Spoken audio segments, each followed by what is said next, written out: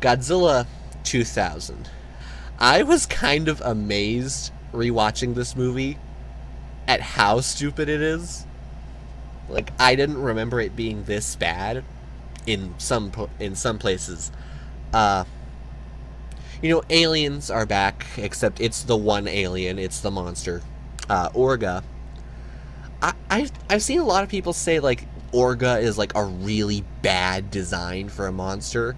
I don't see it. I can see how it might be unpleasant to look at, but I don't mind it. I like Godzilla's design in this movie. I like a lot of the fighting. There's only a few things that don't make sense, but they really don't make sense. They discover the secret to how Godzilla can regenerate. Yeah, they call it Regenerator G1. Oh, Orga has a few problems.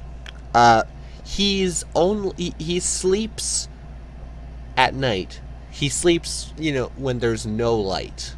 When there's light, he wakes up. The final fight takes place in the middle of the city at night, which doesn't make sense unless, he's using what little light there is in the city from, like, the lights inside buildings and stuff. But even then, I think the city blacks out at one point, and that's before the city catches on fire. So, yeah, that doesn't make much sense. Unless he's just forced to wake up by Godzilla attacking him. I don't understand what he wanted with the city's data. He started hacking their computers. I guess he wanted to find out information on Godzilla. I don't know why or how he thought to do that. I figured, like, he knew about Godzilla's regenerative properties from the start, right? Or, like, from their first fight. I don't know why he would start wanting information on him, and why he would think to hack the computers to do it. It's fine if you ignore a lot of the things that don't make sense about it, which is kind of hard to do. Oh, and at this point they start using a lot more CG, and it doesn't look that great. It's not the worst you'll see, but it's not good. Ghidorah the Three-Headed Monster. Like I said, I didn't really like this movie that much. I didn't find it that enjoyable to watch. I can understand a lot of the hype around this movie, a lot of how influential it is, and I think pretty much King of the Monsters is going to be replicating this scenario, but with a different plot and whatnot. But, you got Godzilla, King Ghidorah, Mothra, and Rodan. That's gonna be fun. The fights, they were good. They were fine. I think when King Ghidorah shows up, it really gets good. But he doesn't really feel like this all-powerful, this creature of mass destruction that the girl made him out to be. I just don't like Showa movies. The Showa movies in general, aside from, like, a few. I don't know, I just like the later movies. They're much more pleasing to watch. They have better fights in general most of the time. But, like, you can't judge a movie just on the fights, just on, like, the quality of the puppets and the suits. I don't know, it's fine. It's good with the fights. It's meh for the rest of it. Godzilla vs. Biollante. I like this movie. Not as much as I thought I would, but I do like it. I like the story with the scientist and his daughter trying to keep her alive as a rose or whatever. I don't know, I like it. And I like the spy trying to steal the Godzilla cells. And I like the plan to hit Godzilla with, like, these chemicals that make him start to shut down.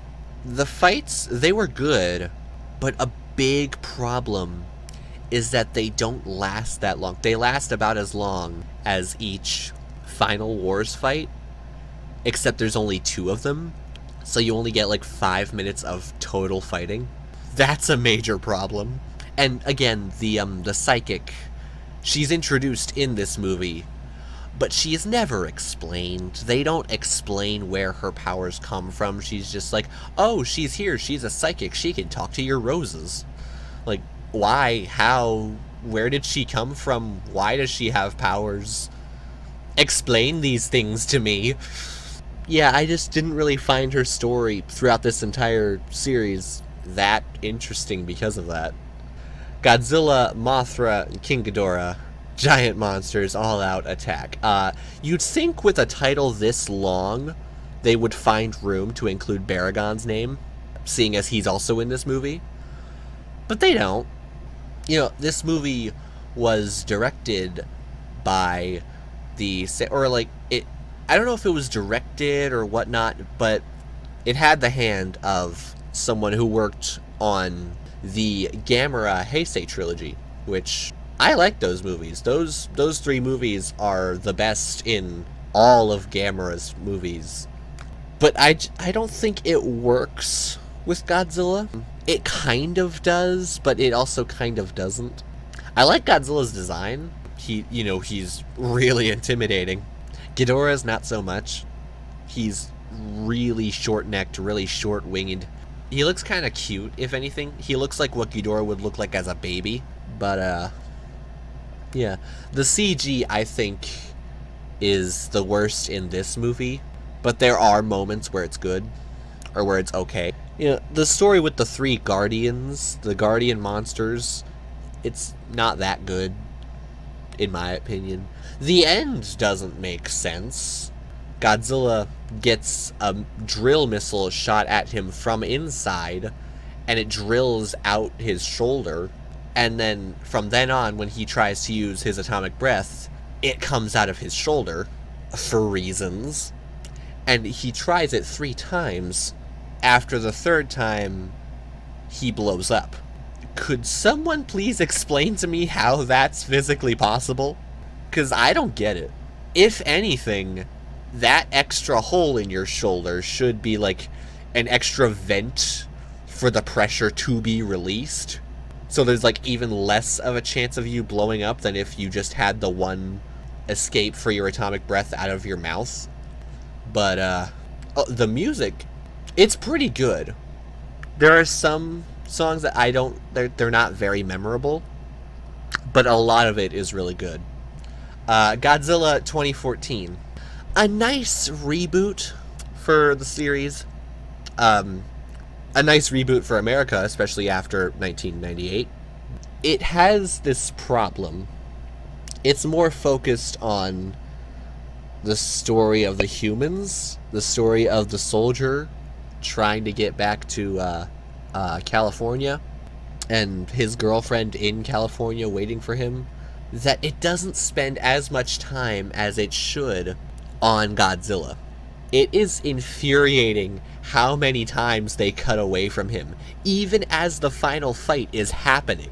Like, the final fight, it's good. The action is good in this movie. The effects are really good. But they just keep cutting away from it to focus on the humans. You know, that's kind of a problem that I really, really hope they fix with Godzilla King of the Monsters. I don't see why they can't, because there's twice as many monsters now, and Godzilla has already been built up, so they shouldn't have this problem. But if they do, we're gonna have some problems. The Return of Godzilla. There are 2 versions of this movie, obviously. The one by the Japanese, the one redone or edited for America, just like with the original movie.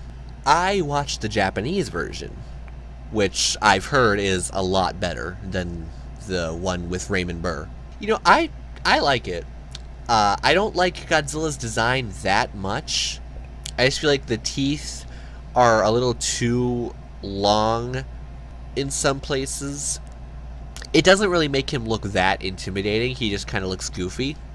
And the eyes are a bit too big for some angles. His legs and arms look a little short for what they should be.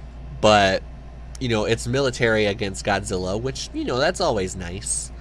The story between the Japanese, the Americans, and Russia, I like a lot more than what I hear America did.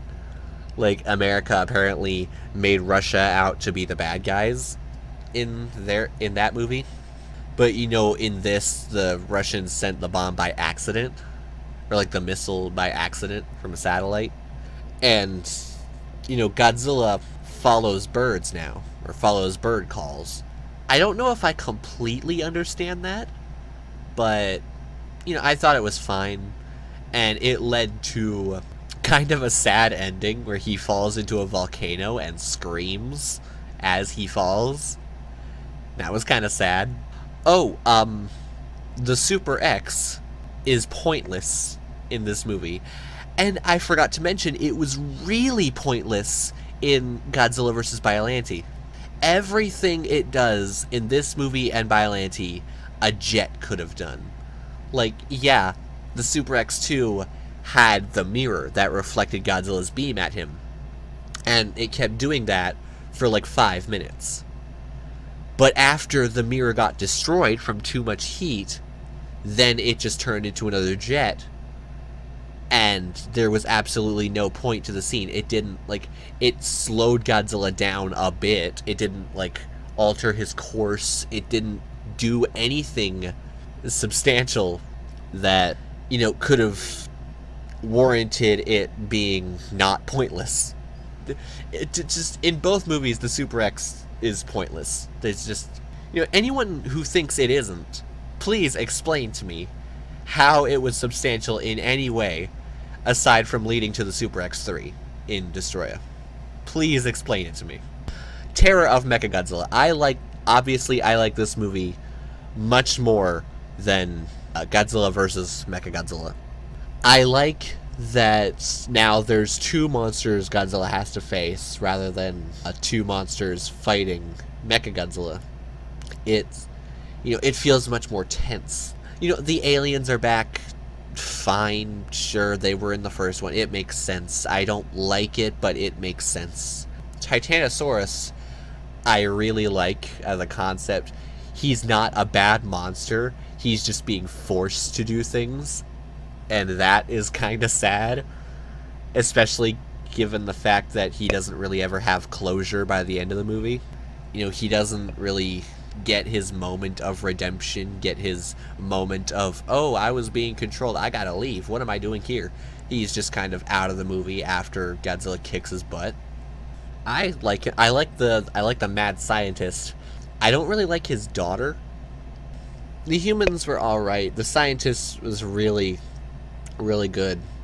The fighting is really good. The monsters, Titanosaurus is really good, but his roar can get annoying. But yeah, better than Godzilla vs. Mechagodzilla. Godzilla and Mothra Battle for Earth. This movie is only this high on the list for nostalgia. Me and my sister watched this movie all the time as kids. Obviously it's pretty slow. It's Batra, though. I like Batra. I really like Batra. I love the idea of an evil Mothra that she has to fight. Obviously, this is a Mothra movie. This is a Mothra movie with Godzilla slapped on, like Jet Jaguar and Godzilla. And it kind of works, but not very well. And you can definitely tell in some places where he was just kind of slapped on at the last minute. It's only on here it's only on this high for nostalgia. Godzilla vs. Megaguirus. I definitely recognize it has problems. It has kind of a lot of problems, but I don't really care aside from some of them. I like the main characters. There are very few movies where I actually care about the main characters. This is one of them. I think they changed up Godzilla's design a little bit, they made him greener. It's not that distracting, but it is distracting at some times. But overall, it's still a good design in my opinion. Megaguirus, when I first saw him, gave me a ton of Batra flashbacks, but, I could definitely see a ton of differences between the two. The effects in this movie, the CG is not great, but it's not as bad as it could have been. I like the concept of the monster, the mutant bugs that have like different forms. I like the idea that they're trying to kill Godzilla with a black hole, or trying to seal him in a black hole. That is, if that's not original for a Godzilla movie, I don't know what is. But it has its problems too. If a black hole is powerful enough to suck up Godzilla and a good chunk of the land he's standing on, shouldn't it keep increasing and keep expanding and consume the whole planet? When they fire the black hole the first time, it creates a wormhole, which is where Megaguirus comes from. They mention it, but not only is it never taken care of, they never worry about it happening again the next time they fire the black hole. I guess, they did that off screen. But the black hole runs out of fuel in space, and it comes crashing down to Earth because it can't keep itself up there. I feel like they should have planned ahead for that. Like, they knew it needed fuel to stay up there. Did they not think it would run out? Godzilla versus The Thing. I find it funny that The Thing was built up to be like this monster that, it was like an incomprehensible monster. There's one poster where it's like Godzilla fighting something with tentacles, but there's a giant question mark above, like, covering the tentacle monster, so you can't really see it clearly. And the actual monster that's in the movie just turns out to be a giant moth. Like, I just find that kind of funny. But I really like this movie. I like the story. I like how the egg washes on shore and, like, people try to take it for themselves for profit, whatnot. Obviously, it's a somewhat sequel to the first Mothra movie. And, the fighting, I think it was really good for the time. It's still okay today, but there are moments where it looks pretty stupid. The main characters, I didn't really care about them. I don't care about most Godzilla main characters. But, the fighting, I think it's much better than I'm making it out to be. It's just kind of hard to explain what I like and don't like. But like I said, I'd rewatch other movies that I've talked about more times than I would rewatch this. Gojira. I watched the American version, the one with Raymond Burr, and he is a really distracting character. He's just kind of tacked on to the side, just like he's always talking about what's happening, and they don't really mention the atomic bomb stuff. They don't really, he doesn't react the way he should. He spends a lot of time just staring as things are happening and not running. Godzilla, really good design, really good puppets, really good effects for the time. They still hold up. In my opinion, they hold up a lot better than later movies. But yeah, I just think this is kind of like a timeless movie. I don't know if I'm using that word correctly. If, like, saying this movie is timeless, I could be wrong. I don't know the best context to use that term, but I don't care. I'm using it here. Shin Godzilla. I feel like this is a pretty good reboot to the original movie. It's a retelling of the original story, but for the modern day. Instead of nuclear bombs, it's the problem with their nuclear waste. Or their, I don't know, just some other problem they had with their nuclear waste at the time of this movie. I feel like it's a very realistic depiction of what would happen between Godzilla's design, how the military reacts, how, like, things are done behind the scenes. It just seems much more grounded in reality, like, as grounded in reality as a Godzilla movie can get. The soundtrack, it's really good in some places, really weird in others. The top movie on this list actually has my favorite soundtrack in the entire series. One thing I don't like is I like Godzilla's mutations. I like, his different forms. The effects that are used on them, they're not very good, especially on the first one that comes on land. It does not look good at all. But eventually you just kind of get used to it. When the second form comes around, it looks better, CG wise. I like the way he uses his atomic breath beam, whatever it is. That was very awesome. But then it's ruined by the fact that he does the exact same thing out of his back. Like, he has like dozens of beams that shoot between his dorsal fins up into the air. No, thank you. And then later in the movie, he uses his tail to do the same thing.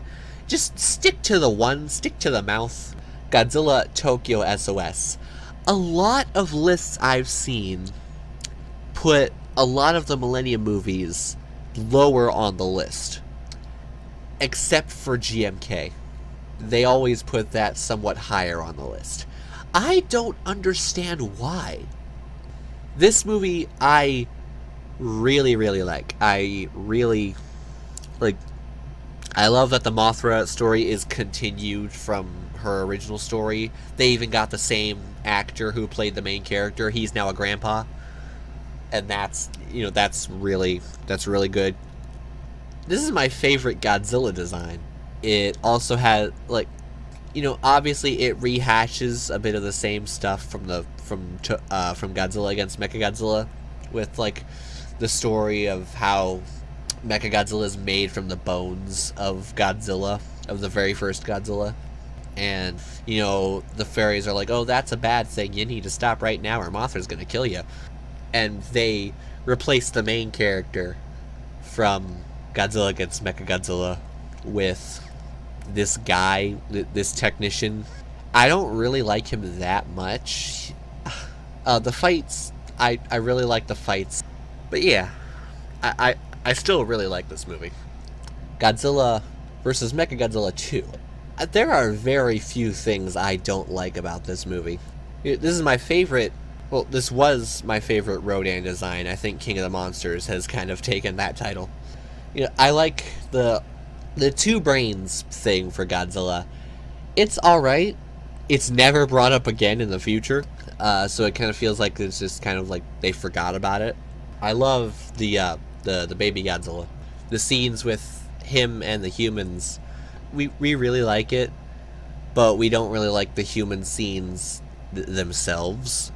They're fine for what they're trying to do. I don't understand the whole him being related to Rodan thing.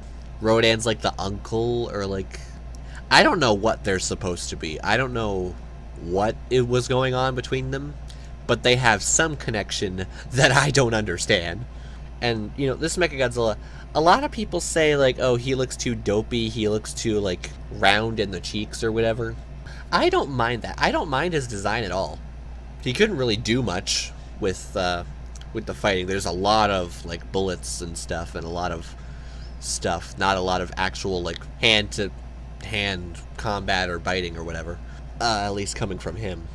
But I guess you'd kind of expect that from a Mechagodzilla. But, yeah. I like this movie. Godzilla vs. Destroya. This was, like, the perfect send-off for the series at the time. Destroya, his design is amazing. I love that Junior still comes back around. He meets up with Godzilla this time. Godzilla is now burning up from all the radiation in his body, which makes sense. Like, I'm pretty sure that would eventually happen. So, like, it's kind of cool that they thought of that. The little Destroyas with the humans really gives me a lot of Aliens vibes. Ridley Scott Aliens. Definitely they have the inner mouth thing. Like a xenomorph. Yeah, Destroya. No. He's killed by the military, which is kind of disappointing. Like, obviously you'd want Godzilla to do that. I think it would have been better if Godzilla died dealing the final blow to Destroya. That would have been a bit cooler. Speaking of cooler, the Super X3 is actually useful in this movie. It's got a lot of cooling weapons now, and that's used to keep Godzilla from burning up and from melting down the planet when he eventually dies. Everyone can agree it's a really powerful ending. It's really emotional. especially after he's gone, and then the radiation levels drop, and Junior is in the distance, fully grown up. I really, really like that. It kind of confused me at first. Like, I couldn't tell if that was Junior or if, like, Godzilla just didn't die. But, you know, now I get it. It's a really good movie. Godzilla against Mechagodzilla. I know, probably the most unpopular opinion on this list. I don't care. I love this movie. I love the main character. I love, you know, she recognizes her faults, her issues, what she did wrong, and she doesn't blame anyone else for it. That's kind of a problem that Godzilla vs. Megaguirus had, but it can be executed well, but they didn't need to worry about this for that. Mechagodzilla, the best Mechagodzilla in my opinion, in design and concept. Being made from Godzilla's bones, like, this is the most amazing Mechagodzilla I have ever seen and will ever see, I think. I cannot imagine this being topped. Again, favorite Godzilla design. The action scenes are really good. The second one especially. The first one was alright. It was a lot of bullets being fired.